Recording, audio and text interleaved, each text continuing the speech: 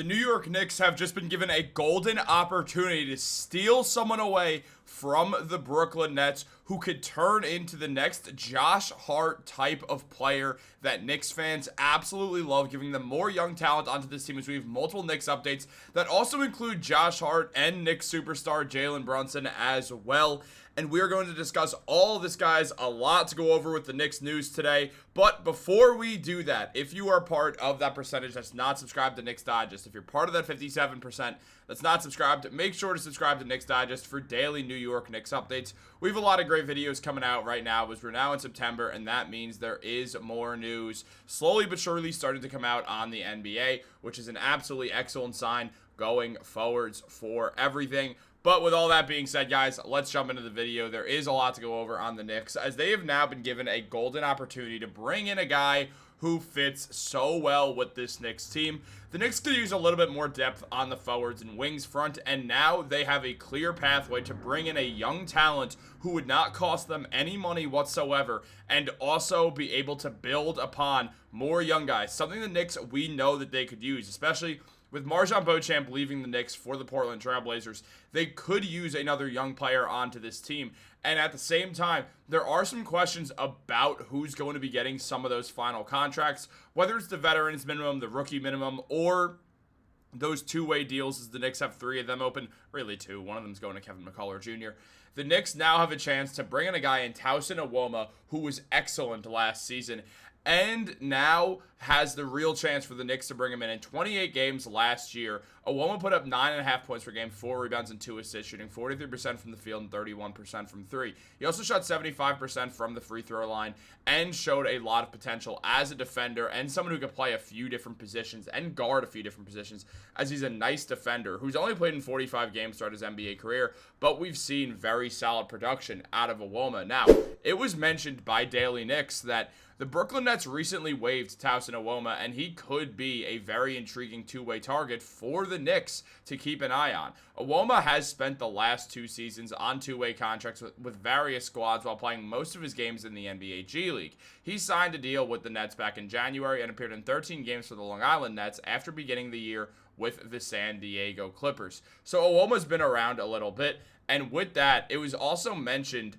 like, just when we look at Evbuomwan, New York still has all 3 two-way spots open heading into next season, meaning they have plenty of wiggle room to take some shots on intriguing talent. Evbuomwan could fit that mold. Hart is one of the most unique forwards in the NBA. Despite his struggles as a three-point shooter, he's an elite rebounder for his position, an above-average playmaker, and a staunch defender. Though Evbuomwan is far from a finished product, he fits that type of mold. He's adept at putting the ball on the floor and driving to the basket. He can rebound well for his size, and his big body allows him to hold up well on the defensive end. Now, Evbuomwan is bigger than Josh Hart, too. He is 6'8". He's a true forward when it comes down to it. So the Knicks, they get some more size onto this team and another good defender, something we know the Knicks have been big on because they do want to add more defense onto this team always. It's how they've always felt, and Evbuomwan is a good fit for that. We've seen him play in the G League, and he's been good throughout his time there. I mean, we've seen the man absolutely play excellent basketball, where he's averaged over 20 points per game in the G League. I mean, he did it with the San Diego Clippers. And then with the Nets, he put up around 15 points per game. We've seen him average 17.5 points per game throughout his G League career.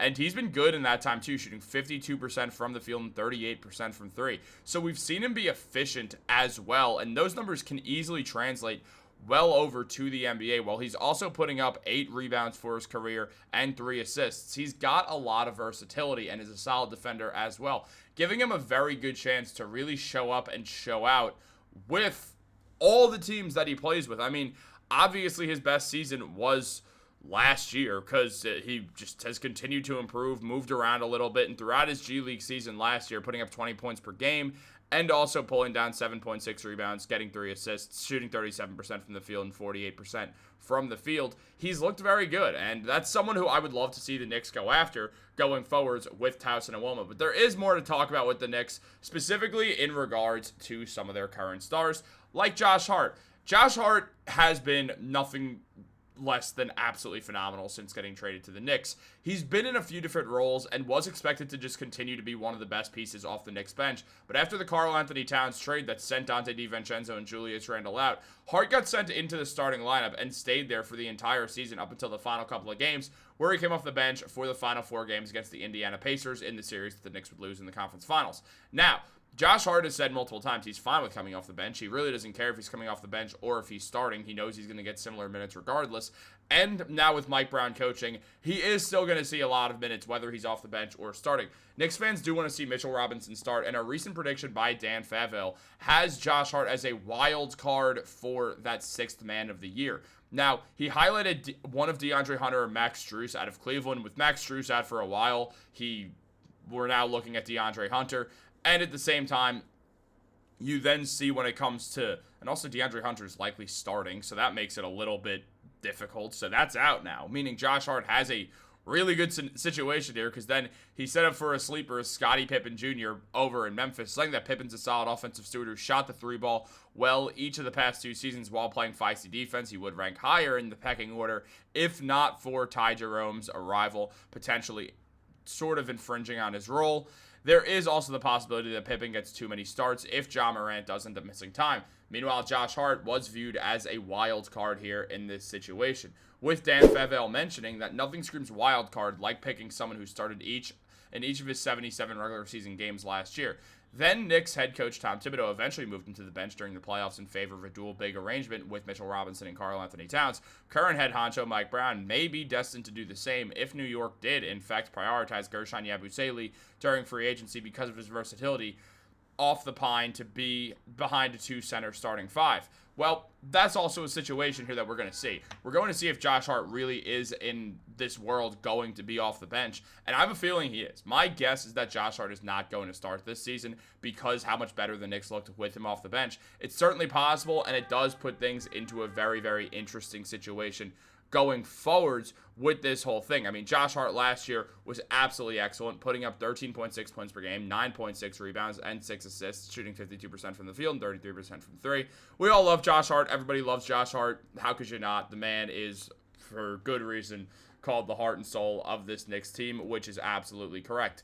Now, meanwhile, also when it comes to Jalen Brunson, he has been listed as the sleeper for the MVP award this year, with Jokic being the favorite, saying that reigning MVP Shai Gilgeous-Alexander is good enough to nab the spot, but playing for an ultra-deep powerhouse hurts his case. Being your team's only lifeline to title contention resonates more. Jokic remains that for the Nuggets, and yes, it helps that he's the near consensus best player in the world. Well, here's why. Jokic is the best player in the world. If you don't think that, I don't know what to tell you. I'm not going to convince you if what Jokic does can't, so what are you going to do? But look, when it comes to Jalen Brunson, Dan Favell mentioned that Brunson slipped from 5th in MVP voting in 23-24 to 10th in 24-25. That's the perils of playing alongside another All-NBA talent in Karl-Anthony Towns and on a maddeningly frustrating team.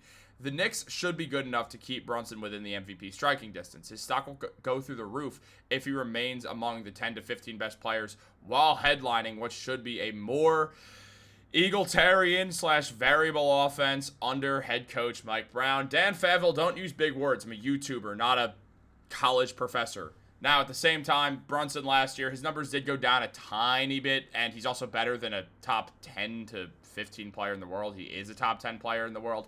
Brunson recently turned 29 years old. Happy birthday, Jalen Brunson. There's not words to describe how much I love you. But he put up 26 points per game last year, 3 rebounds and 7 assists, shot 38% from 3, 48% from the field, really 49% from the field.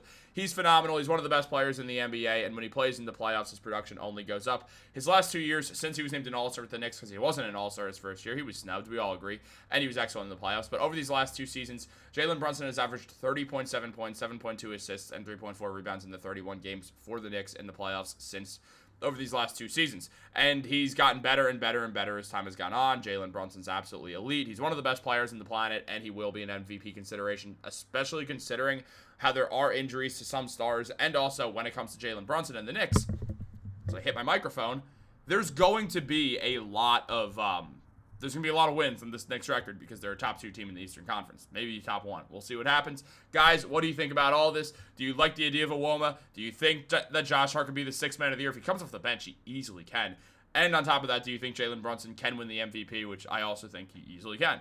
Let me know in the comments down below. Like this video, subscribe, turn on post notifications. I still think Jokic is going to win the MVP. Have a great day. Go Knicks.